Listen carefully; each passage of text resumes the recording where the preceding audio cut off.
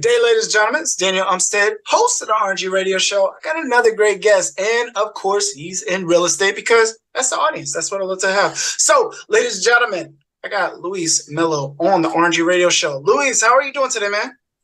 Hey, what's up, Daniel? Great to be here. I'm doing great, man. Can't complain. I'm here in Huntington Beach, California, and living the life, working Nice. on what I like and doing what I like every day. Cool. I love that, man. We're trying to mirror your weather, but I think in Philly we're going the opposite way since it's getting to the fall and yay, pumpkins and cold weather and snow. So definitely looking forward to getting out to Cali.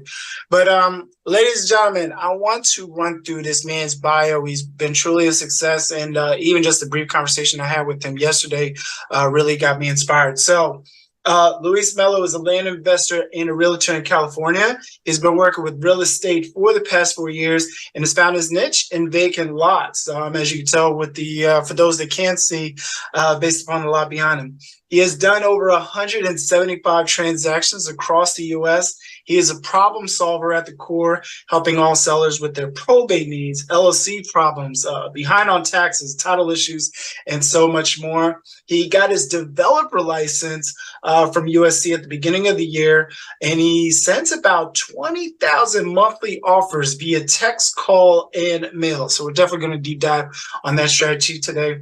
And in most of his deals, he can close them without using his own money. This is what I love about real estate, y'all. Y'all got to pay attention. He is coaching people daily on how to flip land because he knows he can't buy and sell all the land alone. Ladies and gentlemen, yeah. Luis. So, Luis, I want to get started, man. What was the story? You know, let's start with the story. What said, like, yo, vacant lots. I can make some money there. Tell us what happened, man. What got you started? So yeah, Daniel, thanks for introduction. That's awesome. You know, I've been very fortunate to be in real estate. First of all, I heard from someone that real estate was the easy access to wealth in the United States. So I started learning about becoming an agent, and I became a realtor here in California. And in the meantime, I got introduced to a lot of different streams of making money in real estate, like foreclosure, for sale by owner, mobile homes. And one day someone came to me with vacant land. I would go to Sizzler on every Wednesday to meet like with old investors, and they were like super interested in teaching people other things. And they like, Luis, this guy is going to come to LA and he's going to teach about land, how to flip land without using your money. And I was just so hyped that I read all the articles, I read all the material before the class, and I was ready for it. It was one full day of class, and he was able to teach us how to do it. I just jumped on it, and I sent about 1,200 letters without knowing like what a good location was. And I got a bunch of phone calls back. I remember that I got between 60 to 80 phone calls. With that being said, in the next 3 months, I got a property under contract, and I was able to sell it right after. I went to his live 3-day course in Arizona where he dove deep into the land business. And Daniel, it was just amazing because during the event, I was able to sell the property to some other people. And like Florida, Nevada, and states like Hawaii, you can use the buyer's fund to pay for the whole transaction. And that's what he was teaching me.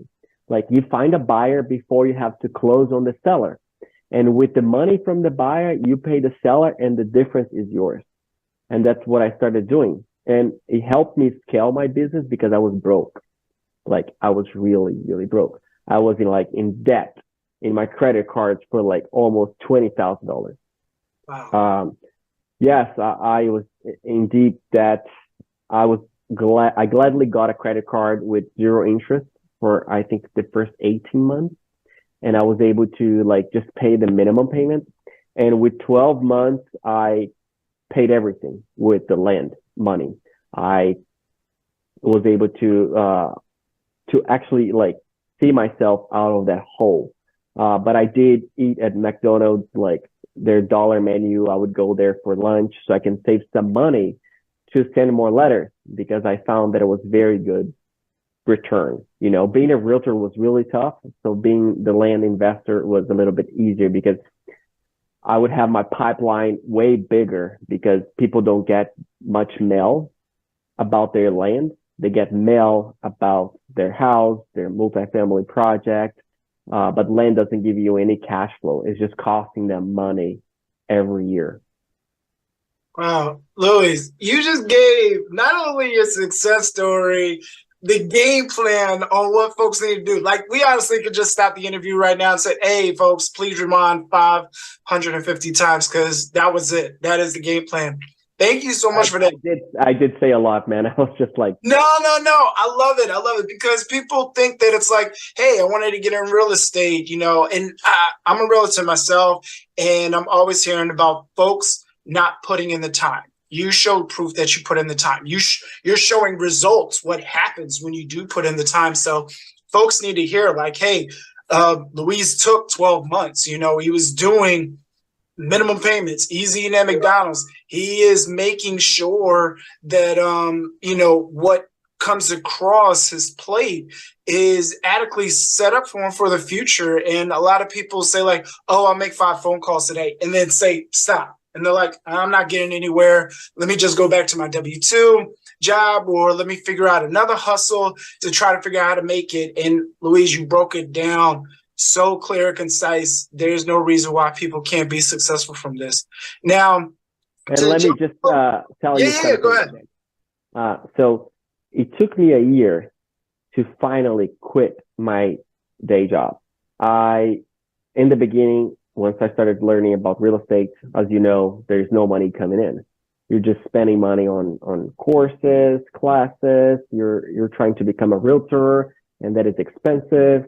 So I would serve at night. I would be at the restaurant in Universal Music and in LA, Universal Studios.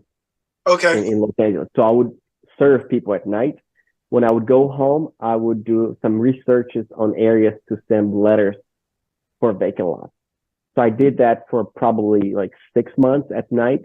And during the day, I would do my realtor stuff because it's so awesome that you see online, you see everywhere things about becoming a realtor. That's so glamorous. And like, you want to be a realtor, you want to fix and flip home. And I was with that in my mind. I want to be a realtor. And it took me some time to focus on the land itself instead of being only a realtor. I was trying to be a realtor and I was trying to be a land investor at the same time. I was like 60% on realtor and 40% on land. I wish I would have done all of it in land because I would have made way more money. And on top of it, I had my daily work that I would go 5 nights a week, work between 6 to 7 hours. And that was a humble beginning. I had a Honda Civic 2004, and it was like, it was great because it taught me so much. But if I could come back, I'm still a realtor here in California. I do like 1 or 2 deals a year, but my focus is 95% on land. Wow. I love that, man. I love that. Thank you so much. I need folks to understand the breakdown and spanning out their day. People think that it's like, oh, it's going to be easy. It's going to be a quick turnaround. Even after doing, let's say, 100 calls, reaching out, you need to find, as Luis put it, ladies and gentlemen, your own niche in this business. So to continue on with the interview, man, because, I could just hear about your story all day. Let's give some folks some gems. So as mentioned, real estate as well as, vacant lots go hand in hand. How do you find like an excellent location to start investing in? Like, is it just something that you Google? Is it like a newsletter? Or are you part of a group? How do you typically find these opportunities? Yeah, that's an awesome question. I think that is my most difficult job, task, let's say it like that, because I have to research so many areas, Daniel. I have to make sure that there is demand. First of all, it's demand. That's like what I'm looking for. But I want to see if there is like low or high inventory. If I see that there are more properties for sale than there are sold, I might not want to go there. because there's too much competition, right? And the market is saturated. And also what I do, it's like research online, like what are the next places where people are moving to? Is it Florida? Is it Arizona? You know, we can't go to LA or Tucson or big cities. We gotta go driving like 30, 40 minutes from it so we can find a good location. But the best indicator, Daniel, it's demand. You gotta research Zillow, Redfin, Trulia, and you're gonna see how many properties are for sale, how many were sold in the past 6 months, and how long are they taking to sell, right? Because you don't want to be in a market that takes them a year to sell it. You want to be on a market that takes like 3 months or 3 months tops. As long as you have a good product, you can sell it in 3 months. And that's how you find an area. A lot of research. I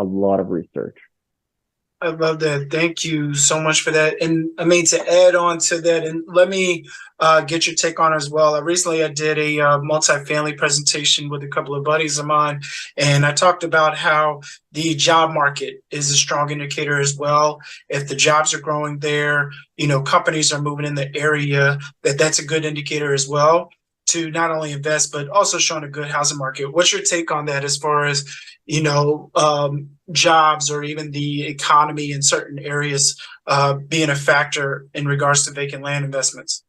Yeah, absolutely. That's something that I look for. Yes, where the jobs are going to. You know, there's some areas in Texas that there are tech giants coming to.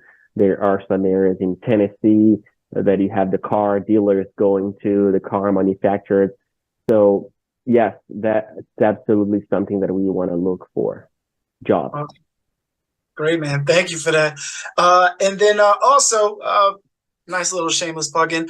Where can folks find you at on social media? I got a few more questions, but I want folks to take the time, pause the video, or pause what they're listening to right now to look you up real quick. Where can they find you at on social media or even get in contact with you? So pretty much what I've been using is Luis, Luis, Land Coach. And that's my Instagram. That's my TikTok. That is my email, luislandcoach@gmail.com. And there you can find all my information. Great. Awesome.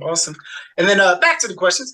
How are you able to wholesale land without using your own money? I know past guests that I've had on the show definitely talked about, you know, with off-market listings and doing, you know, pretty much wholesaling as far as, you know, with the assignment fees and such like that. Is it typically the same thing with vacant land where you buy the property at one price and then sell it for a higher price to get that, you know, difference? Typically, how is that process that you foresee and do? You're right. It's just getting it at a lower price and selling it to someone else at a higher price. Perfect. You need to have a strong contract. Your contract is your best friend. And something that came along with me, like I think yesterday, a lady was offering a property for sale in Florida. And I was like, hey, I'm interested in buying. You know, I have some funds that I can use. Can you share with me the address or the parcel number for the lot? And she's like, I cannot.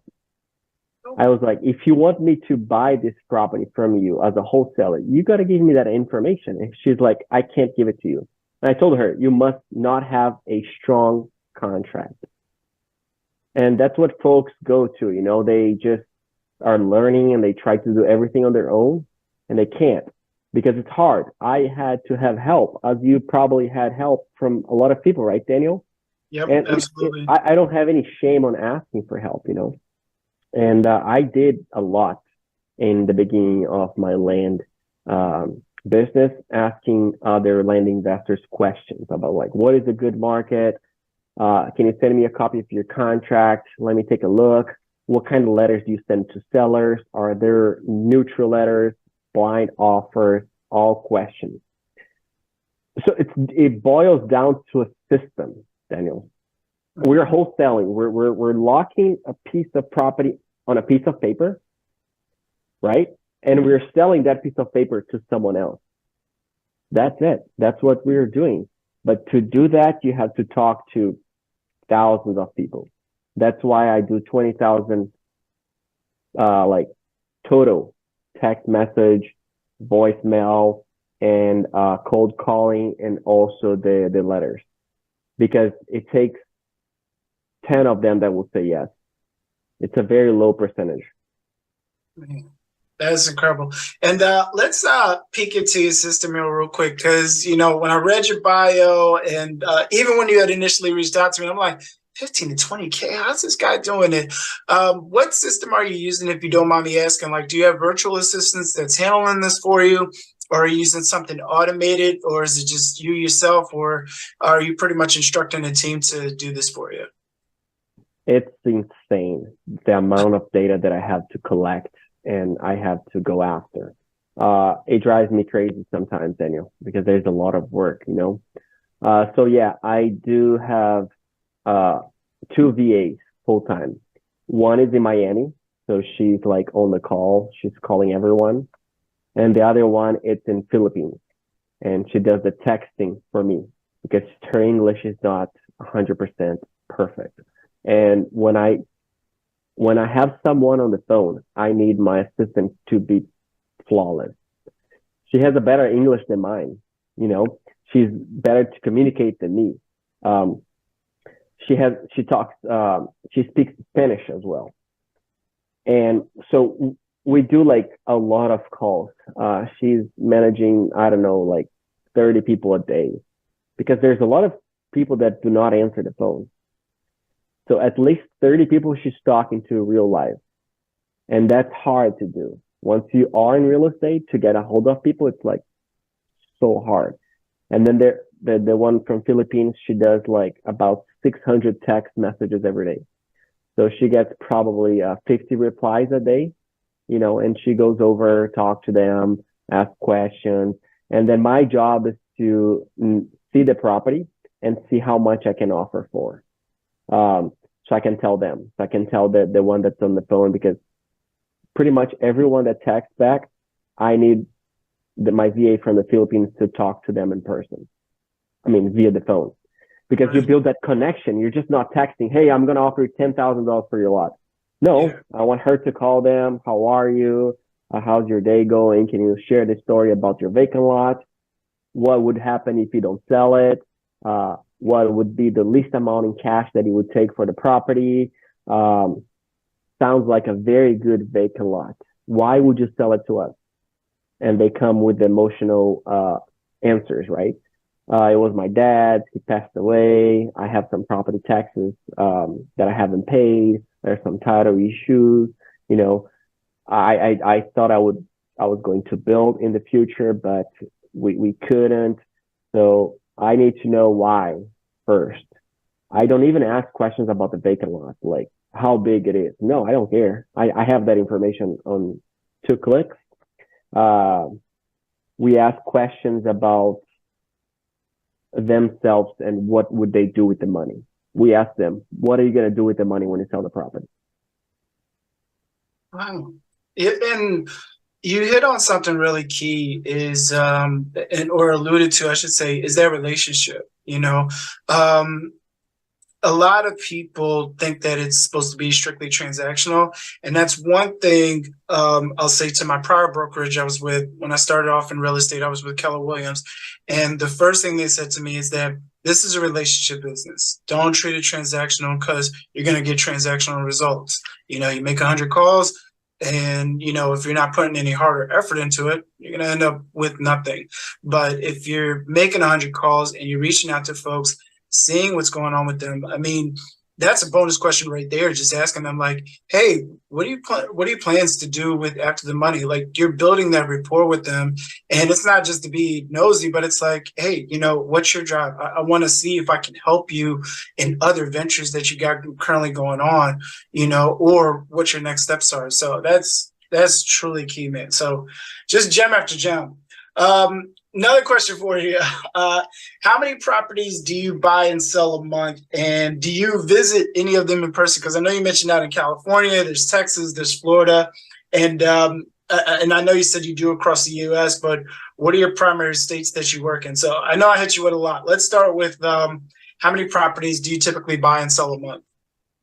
So usually it's between 5 and 7 properties that we're buying and selling every month. It was a little bit slower the last 3 months because people were not buying. They were scared of the interest rate, but now it's back full time. I just signed today on 9 vacant lots. A mobile notary came to my house and I sold 9 different vacant lots to 6 different sellers. So a couple of them bought more properties. What is the next question? The other question was, do you get a chance to visit any of them in person? I don't. I don't like to drive as much, so I just stay in at my house in my computer, doing research and looking at them from Google Maps, Street View. So out of all the properties that I have sold, I probably have seen, I would say, 6 or 7.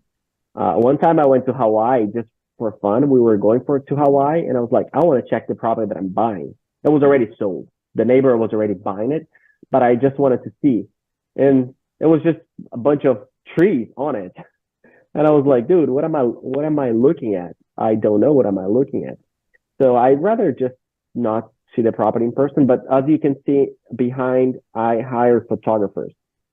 Okay. So before I buy the property, I hire someone. I pay like $100, $200. They go there, they go take nice photos, they put a for sale sign. And with that, I can see everything about the property. And I can see online if there's electricity nearby, if there are homes. So what's the point of me driving all this way? I'd rather be at my house eating and doing paperwork and sending offers, you know? Wow, I love it. And you had mentioned Hawaii, and we talked about California and Florida, as well as Texas. What are some of the other states that you primarily work in? Arizona, Florida, California, Nevada, Hawaii, Colorado, North Carolina. But I have letters going everywhere Okay. because I pretty much I can do my job from my house, right?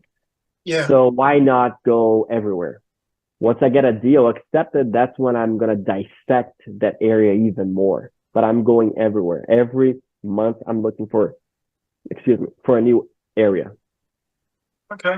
Awesome. I love that. And then what are the current trends in the real estate market that investors and buyers need to be aware of? I know we talked about the high interest rates, which is crazy right now. And it's like, oh no, we shouldn't be seeing any more bumps. But of course we are seeing basis points increase left and right. So outside of course, the typical interest rates, what other things are you seeing right now in the market buyers and investors should be aware of? I see that more sellers are willing to sell their property for less money. They're finally accepting that they lost the chance to get more money for their property in 2021 and beginning of 2022. So they're like, if I want to sell this property, I'm going to have to take a loss from previous years, right? A lot of them have the mindset that in 2021, the price was $100,000, but right now the price is $70,000. So they're coming to the realization, and I can see that in more contracts coming my way. More sellers are signing the contract because before they were not signing as much because they wanted top dollar for their property. So that's what I see. People are like, finally, yeah, real estate, economy, everything. What's going to happen? Winter, it's not summer anymore. And demand is going down. But as long as I get a property, Daniel, for a good price, I'm okay. I'm making my money on the buying side. Right. All right. I love that, man. And then, so there's some folks, because you had mentioned, and I know folks were probably freaking out listening to this, $100 to $200 for photography. VAs, I know they come with the price as well. For somebody who's starting out, and has that limited budget, what are some affordable real estate options that folks can do getting started out? If they have the time, I would recommend doing the text messages. They only cost you 2 cents per message. You do have to pay like $500 a month for 10,000 text messages. But the most expensive thing is sending the letters because of the stamps, right? Right. Stamps are like 66 cents. When I started, it was like 45. It's Yeah. expensive. It's like every letter that I'm sending, it's costing me like 80 cents because I don't do it myself. I have a company in Florida that prints and mail it to me. Uh, I would recommend doing the texting, and also there's something called Fly Broadcast where you can, it's a ringless voicemail. Go straight to the voicemail and they will call you back. But again, you're going to have to spend some money, Daniel.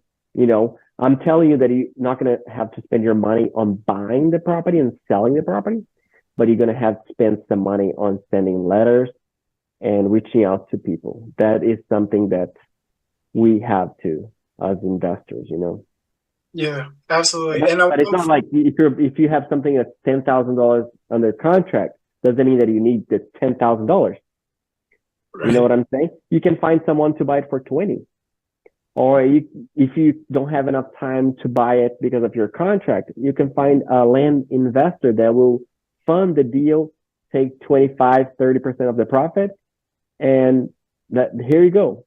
You know, I have done that. I do that on a daily basis. I use other people's money because I don't have enough funds to buy all these properties that I'm buying. No, it's 100% right and correct, and it's what is it? The saying goes, it's like I'd rather have half of something than zero of nothing. So, splitting that opportunity with others. But the key thing I want folks to take away is budgeting. Budgeting your admin. Budgeting. What you need to do in order to get the job done. At the end of the day, once you do have the deal, especially in a contract, as you said, hey, doors are going to fly out the opportunity, especially when you got the right deal in front of you. Now, if you got a property that's, probably worth $250,000 in an area where properties, are around 100,000, 150, yeah, you're not making any money off of that. And people are going to look at you like, why did you even sign for this contract? So definitely the research, definitely the evaluation. And Daniel, I Yeah, want to share something because it's so yeah, important what you just said. If you have a property under contract that's 250 because you made a mistake and the property they only sell it for $150,000, yeah. the beauty of land is that you can just cancel the contract or you can ask them for a price deduction. I have never lost money. I have canceled a bunch of contracts because we all make mistakes. We don't see that the property is on a slope or on a hill. I did the opposite, a hill or a slope.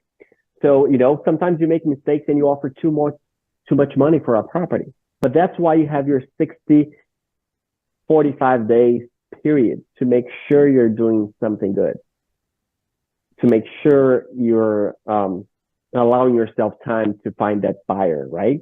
And yeah, I have done both. I have canceled and I go and ask for a price reduction all day long. It's okay. Yeah, My, no, my, it's that ease, man. Thank you for adding on to that because I have come across wholesalers, especially in the Philadelphia market, where they're like, "Oh man, they're either asking for an extension or they're stuck because they're about to lose out on the earnest money deposit." And it's just going back having the conversation. Hey, based upon the market or based upon your area, it should be at this price, and discuss it and just cancel the contract. But it's better to learn from your mistakes and lessons now rather than digging yourself into that hole. So thank you. my contract is so strong. There's no earnest money deposit, Daniel. Zero. I have never done it. I have never gave any seller earnest money deposit. And even if I did, I would have a strong contract that would allow me to get that money back during my whole due diligence period. Wow. You got to be smart. You got to be We're smart. gonna have to do like a part two, man. Someone told me something, and it's this: you got to go and do a deal as if you were broke. Because if you have too much money in the bank and you get cocky, you're gonna lose money. Every deal that I do, it's like I'm broke. I don't have any money in the bank to give it to you. This is how much I'm offering. You know what I'm saying? Because if I have that mentality of like, I have too much money in the bank, I can offer another $5,000. I'm not going to make any money. No, this is the bottom line. You don't want to do a deal, don't do it. But I'll follow up with you in 4 months. Yeah, definitely, man. Definitely. Oh man, I love that. Listen, I got one more question, and then we got to wrap up here, just because I'm late for another call. What keeps you motivated, man? What keeps you on the grind? Because you're gonna have your good days, you're gonna have your bad days. What keeps you steady going on your course? I would say it's a daily routine. It's meditating, and it's the responsibility of a man and having a family. But pretty much it's like I exercise a lot. I do my meditation. I read. Those are the things that help me. I listen to podcasts that will lift me up, and I have therapists. I have people that I talk to about my life, and they can guide me through the difficult moments. It's like I said, I can't do everything on my own. I need help from others. Wow. Luis, thank you again so much for coming on the show, man. I'm definitely looking forward to having you come back. I got some more questions, but unfortunately, I got to wrap up here. One more time, though, can you give that contact information as far as where folks can find you at on social media or get in contact with you? Yes, Luis Land Coach, Luis Land Coach. And that's my Instagram. I'm able to teach people how to do what I do. Flip land without using their money on the deal. Love it. Love it. Thank you again, Luis. And I'll be talking to you again soon, man. Yeah, appreciate it, Daniel. You're awesome, man. Way better than the way I was thinking. I was like, man, you're like on top. You're like so smart. I love it. Thanks, man. I'm going to record that part for my wife so she knows. Yes, please do. They would love it. Thank you for tuning in to the RNG Radio Show. Be sure to like and subscribe for more episodes and future content. If you'd like to learn more, visit us at danielumstead.com. Stay blessed, my fellow millionaires.